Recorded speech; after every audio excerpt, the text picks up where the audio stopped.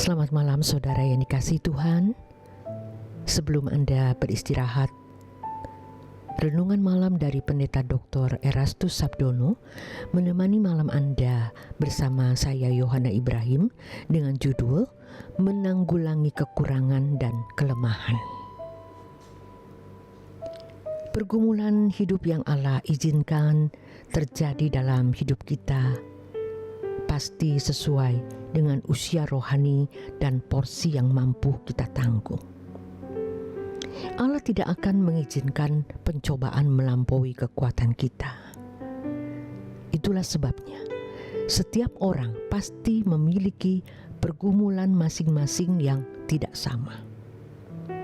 Hendaknya kita tidak meratapi keadaan ketika membandingkan bahwa pencobaan yang kita alami terasa sangat berat, sementara pencobaan dan pergumulan yang dialami orang lain kelihatannya lebih ringan. Mestinya kita tidak boleh membandingkan keadaan kita dengan orang lain. Kita tidak tahu, bisa saja pencobaan yang dialami orang lain jauh lebih berat dari yang kita alami. Kita percaya dalam kebijaksanaannya Allah menuntun kita kepada keadaan di mana kita dapat mengerti kesalahan yang kita lakukan dan segala kekurangan-kekurangan kita. Setiap kita mengalami pembentukan yang khusus yang tidak sama dengan yang dialami oleh siapapun di muka bumi ini. Hal ini sesuai dengan keberadaan, kepribadian, watak, dan karakter kita. Ibarat sebuah kurikulum seperti yang dikenal dalam dunia pendidikan, setiap orang memiliki kurikulumnya sendiri yang dirancang oleh Allah.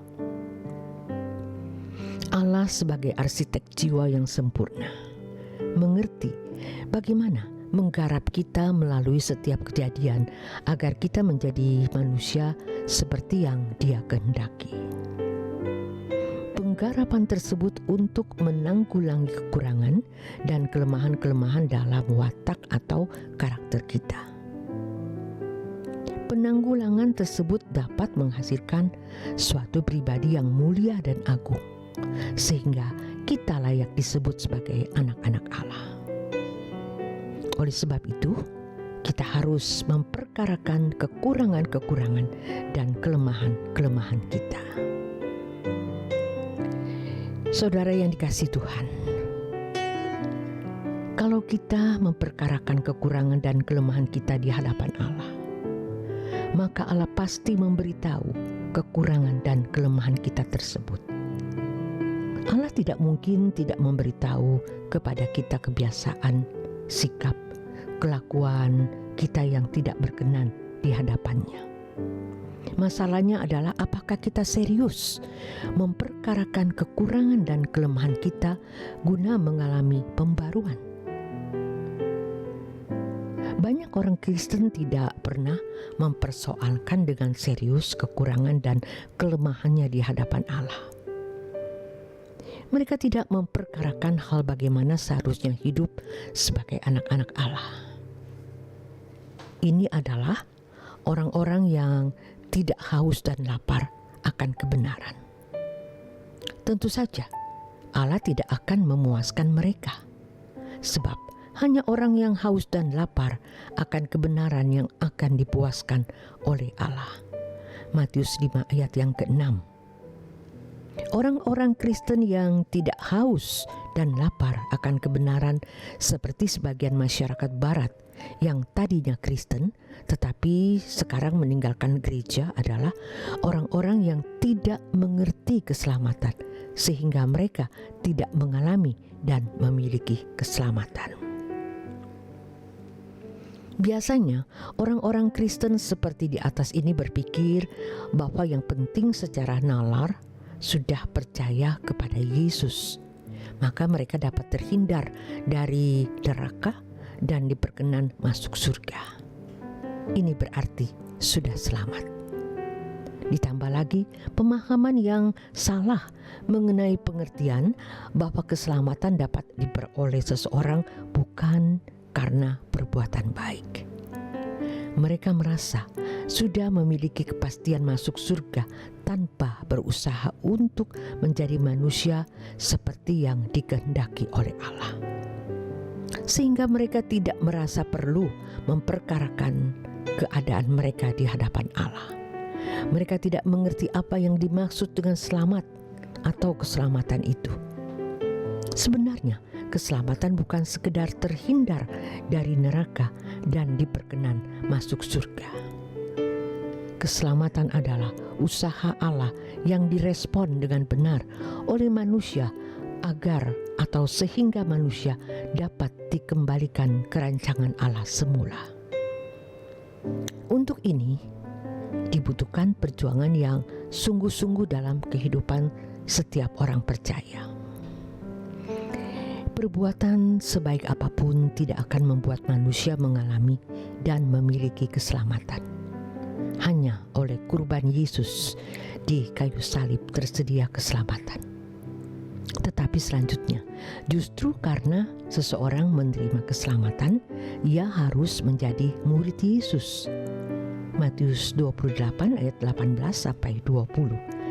Ia juga harus mengikuti perlombaan yang diwajibkan, yaitu menjadi anak-anak Allah yang sah atau yun huyos, agar mengambil bagian dari kekudusan Allah. Ibrani 12 ayat 1 sampai 10, atau dapat mengenakan kodrat ilahi 2 Petrus 1 ayat 3 sampai 4. Pada dasarnya, keselamatan adalah proses di mana seseorang mengalami perubahan kodrat. Bukan hanya menjadi baik, melainkan juga mengalami perubahan yang sangat mendasar, yaitu naturnya. Dari hal ini, seseorang bisa memiliki kesempurnaan seperti Bapa. Matius 5 ayat 48, atau keserupaan dengan Yesus, Roma 8 ayat 28 sampai 29. Dengan mengerti kebenaran ini, seseorang akan mengisi tahun-tahun umur hidupnya untuk memperoleh pembentukan Allah, guna menjadi pribadi yang layak disebut sebagai anak-anak Allah yang sah atau huyos. Orang percaya yang memberi diri hidup dalam proses ini sama dengan mengerjakan keselamatan dengan takut dan gentar.